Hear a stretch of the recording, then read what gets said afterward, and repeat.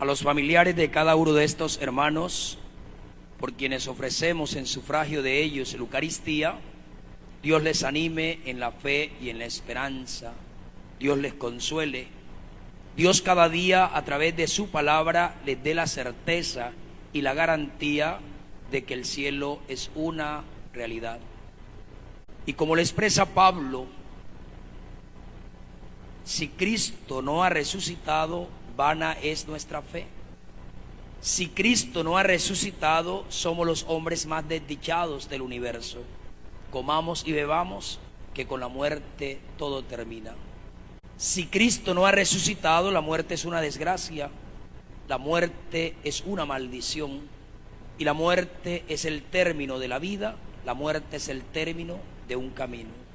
Pero como Cristo ha resucitado, es la prenda, es la garantía de que todos nosotros también resucitaremos con Él, y que la muerte no tiene la última palabra sobre nosotros. A partir de ese momento, mis queridos hermanos, recobra desde la fe una luz el misterio de la muerte. Que el tiempo que Dios nos conceda aquí en la tierra, el que sea desde un mes hasta 100 y pico de años, que puede vivir el más longevo, son un tiempo de preparación. ¿Para qué? Para ese encuentro personal y definitivo con el Señor.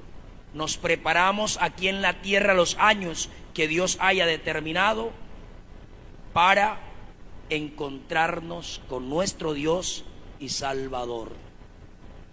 Es esa la certeza, mis queridos hermanos.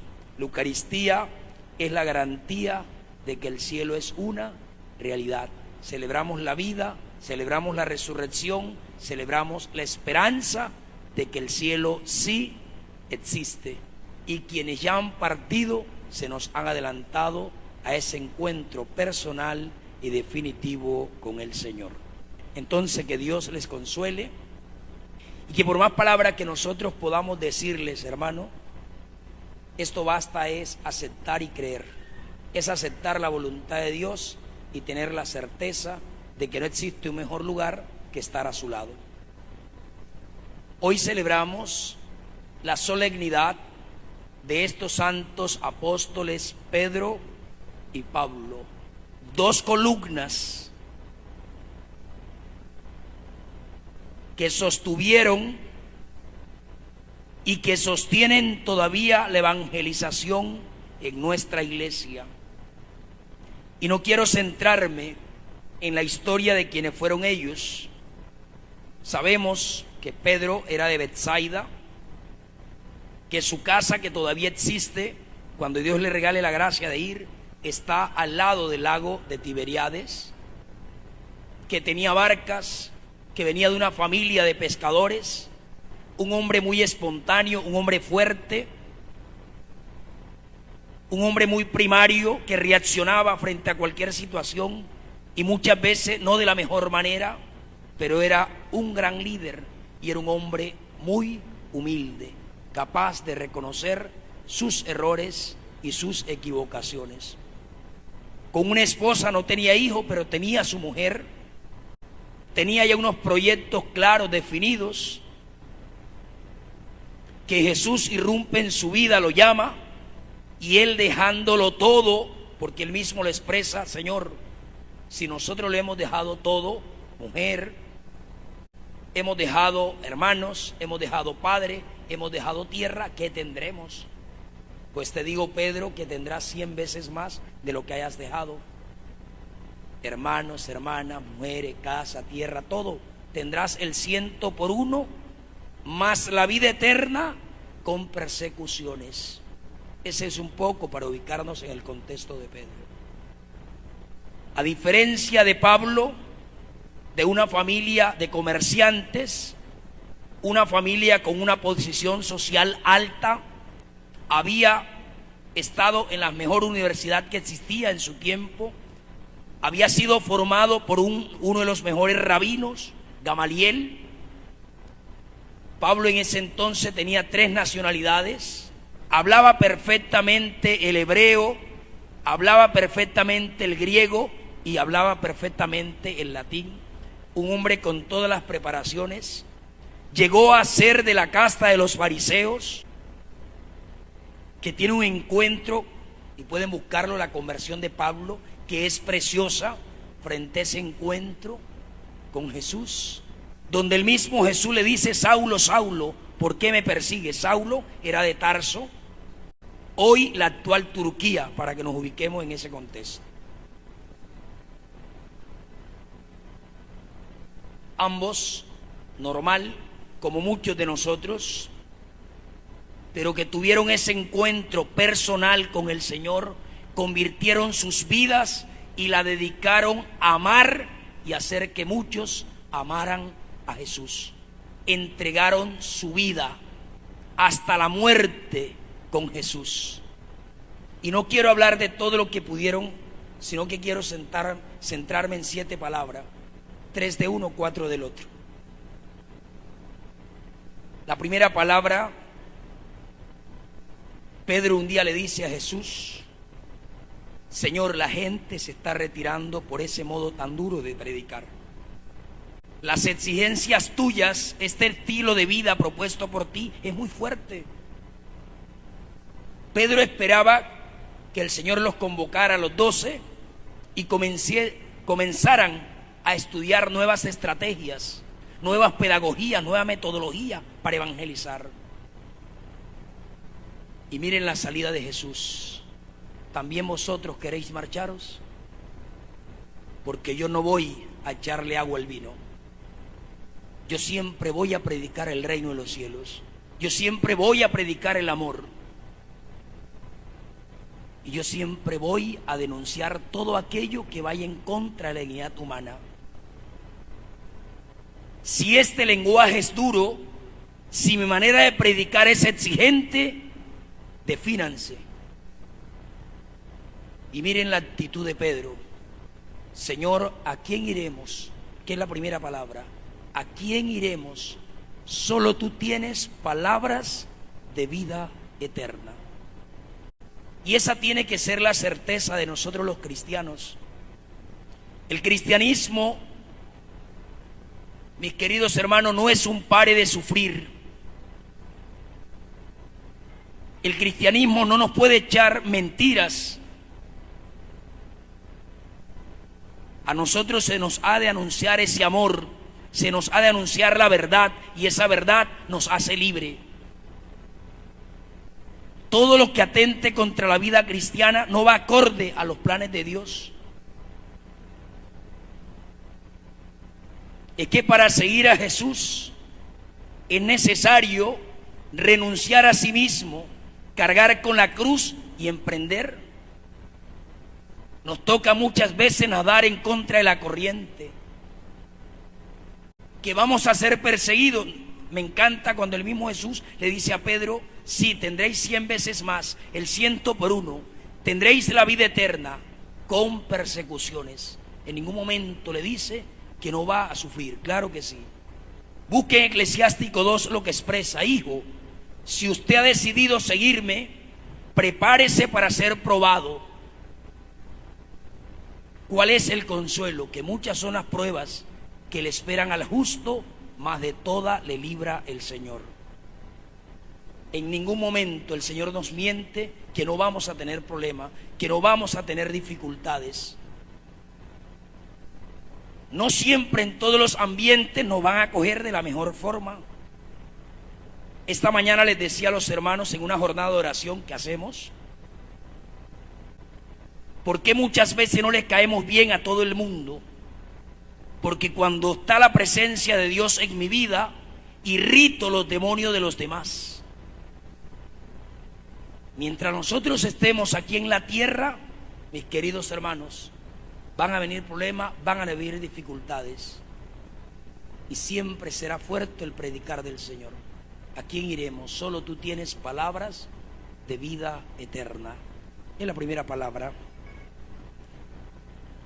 La segunda palabra es la que confirma el ministerio petrino. tú eres Pedro, con todas las miserias, con todos los pecados, tú eres Pedro, que significa piedra, y sobre ti edificaré mi iglesia. No dice mis iglesias en ningún momento, mi iglesia. Con todos los errores que podamos tener, es la iglesia de Cristo, la iglesia católica, y nos lo comprueba la historia. De manera ininterrumpida van a encontrar que el primer papa fue Pedro, y desde Pedro hasta hoy el Papa Francisco están de manera ininterrumpida todos los papas. Hay una historia, hay una tradición que nos confirma que la iglesia de Cristo es la iglesia católica, y con ello no estoy diciendo que somos la única, el único medio con el que Dios salvará a la humanidad. Con eso no estoy despreciando. No estoy despreciando a ninguna otra iglesia en ningún momento. Estoy simplemente prestando un servicio a la verdad. Tú eres Pedro, y sobre ti edificaré mi iglesia. Y te doy el poder de atar y de desatar. Dice, te doy las llaves. Quien tiene las llaves del cielo es Pedro, ese que lo negó 3 veces, ese que le falló.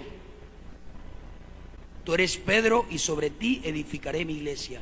Lo que ates en la tierra quedará atado en el cielo.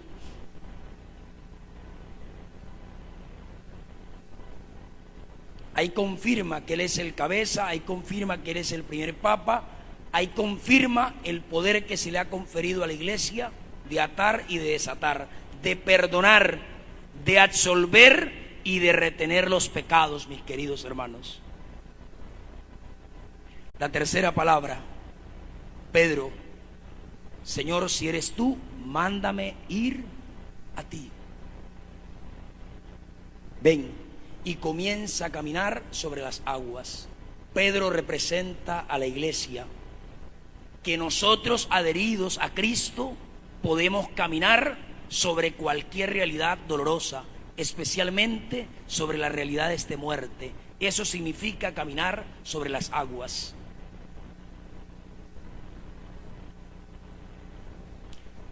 Tres palabras de cara a Pedro, tendrá muchos más. En algunas, Pedro, he orado por ti porque el demonio me ha pedido permiso para cribarte. Aparta de mí, Satanás. Hay muchos momentos y muchas palabras de las cuales podemos extraer de la Sagrada Escritura referente a Pedro. Es el mismo Pedro que dice, todo aquel que se humilla ante Dios, Dios lo enaltece ante los hombres. Podríamos pasar toda la noche hablando de la vida de este apóstol, pero la principal enseñanza, Pedro, una columna que sostiene a nuestra iglesia, y que hoy tú y yo estamos llamados a preguntarnos si somos también columna de una familia, de una comunidad, de una parroquia, si somos columna de una sociedad contra ella. De Pablo, 4 palabras, le dije 7, llevamos 3 de Pedro, 4 de Pablo. La primera de Pablo, los padecimientos de esta vida presente serán nada en comparación con la gloria que Dios ha de manifestar. Aquello que nosotros suframos, aún el que tenga mayores sufrimientos, será nada en comparación con la gloria de Jesús. Y lo dice en la carta a los Romanos, capítulo 8. ¿Quién puede apartarte del amor de Dios? Las angustias, las persecuciones, el hambre, la desnudez. Nada ni nadie, ni siquiera la enfermedad y la muerte, podrán apartarte de ese amor de Dios manifestado en Cristo Jesús. No hay cosa que desarme más el corazón de Dios que la gratitud. Tercera palabra, si Cristo está conmigo, ¿quién estará contra mí? Todo lo puedo si es Jesús quien me fortalece. Todo lo puedo si es Jesús quien me fortalece, mis queridos hermanos. Y la última palabra, muy a gusto presumo de mis debilidades. Porque cuando yo soy débil, cuando reconozco mi debilidad, habita en mí la fuerza y el poder de Dios. Cuando yo soy débil, habita en mí la fuerza y el poder de Dios. Que reconozcamos que este tesoro de las gracias de Dios las llevamos en vasijas de barro, para que se manifieste que lo sublime de este amor no depende de las capacidades humanas, no depende de las capacidades intelectuales, que lo sublime de este amor viene de Dios. Mis queridos hermanos, que el Señor nos conceda a todos esa gracia. La primera, ser columna, que sostenemos a quienes, a los que nos hayan sido confiados. Que venga lo que venga, permanezcamos firmes. Y segundo, que echemos mano de estas 7 palabras, 3 de Pedro y 4 de Pablo.